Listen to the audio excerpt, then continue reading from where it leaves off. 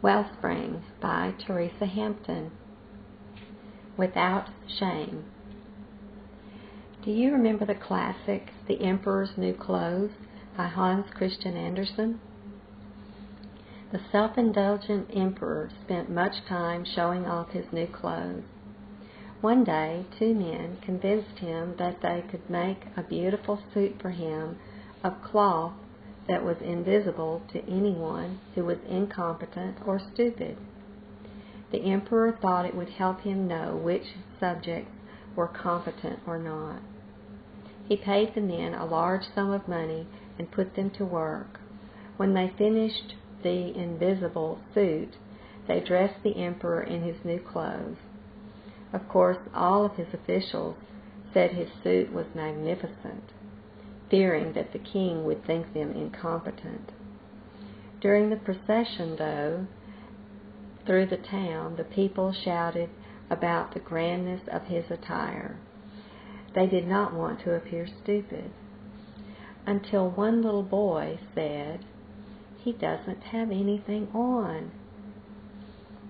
The emperor, however, was too proud to admit he had been duped, so he continued in the procession without shame, with his head held high. As I thought about this story, I realized it could be a representation of the deceit, gullibility, flattery, arrogance, and shamelessness that can overtake a person. Satan deceives man into thinking people will love and accept him if he puts on sin.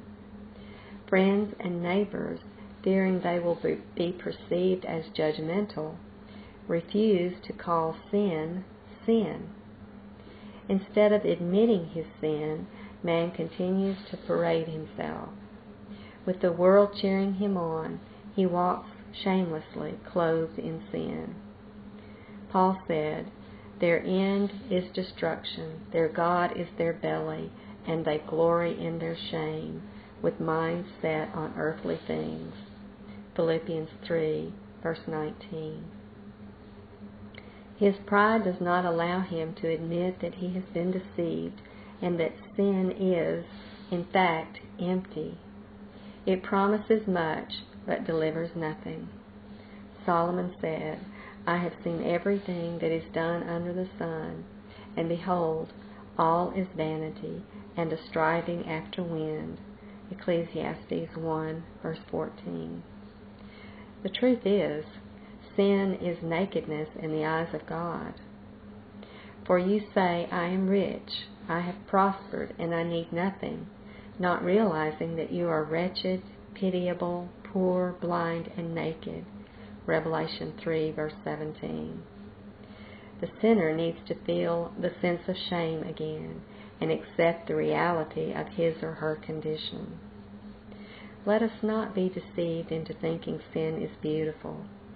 Paul said, "Put off your old self, which belongs to your former manner of life and is corrupt through deceitful desires."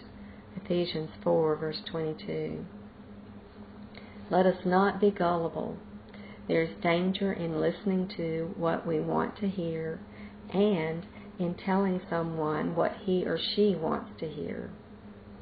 If we have believed the lies and allowed Satan to clothe us with nakedness, we should blush with shame, have the courage and humility to confess our sin, and then put on the robe of righteousness.